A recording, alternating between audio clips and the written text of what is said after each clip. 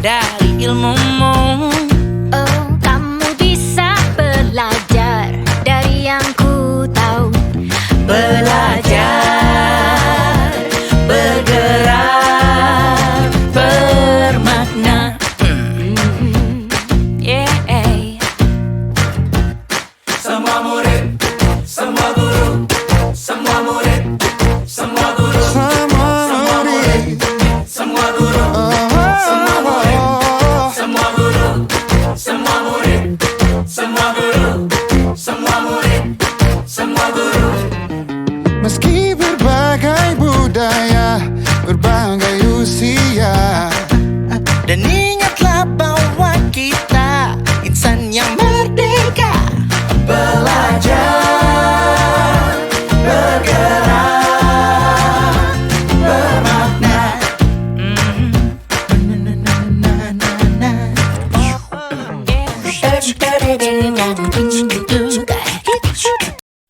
Baik, saya akan berbagi pengalaman mengenai pengalaman pembelajaran berdifferensiasi. Jadi strategi atau pembelajaran diferensiasi ini umumnya adalah untuk menanamkan atau memetakan kebutuhan setiap siswa. Jadi di mana pembelajaran diferensiasi itu kita sebagai pendidik itu hanya sebagai fasilitator untuk memfasilitasi siswa. Jadi kita memetakan berdasarkan kebutuhan belajar siswa, minat, bakat dan profil atau gaya belajar siswa.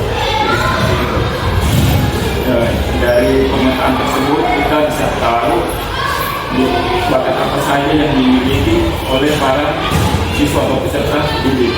Seperti itu.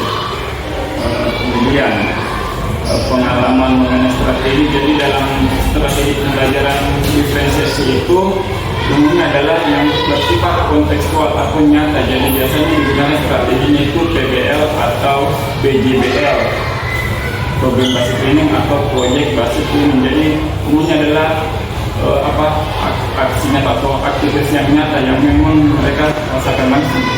Jadi seperti itu. Kemudian dalam strategi pembelajaran diferensiasi ini ada 3 yang komponennya di dalam diferensiasi, yaitu konten atau materi, kemudian proses dan produk.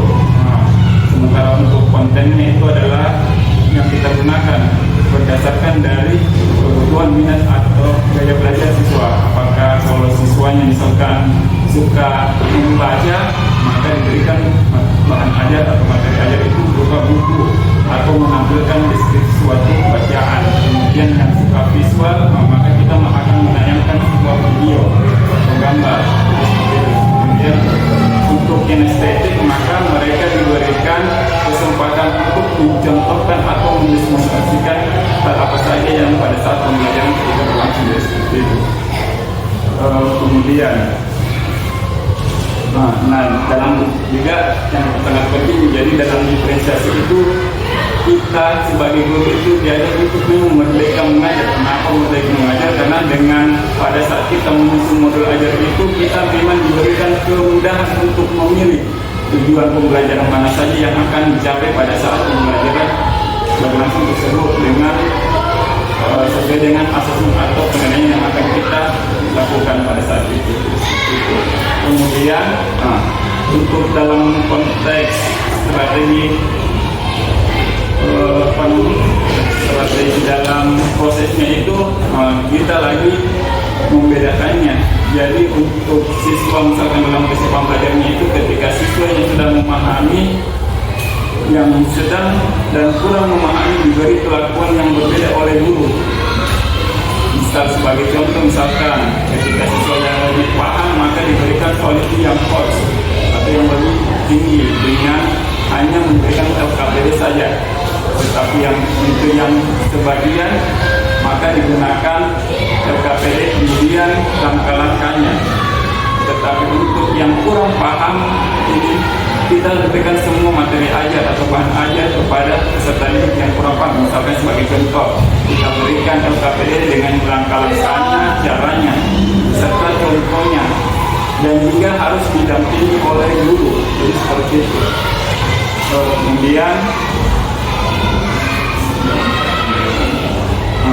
Kemudian jadi dalam menyusun modul ajar diferensiasi ini, jadi kita sebagai guru atau pendidik itu harus tahu mengenai situasi dan kondisi dalam kelas, seperti apa kebutuhannya siswa.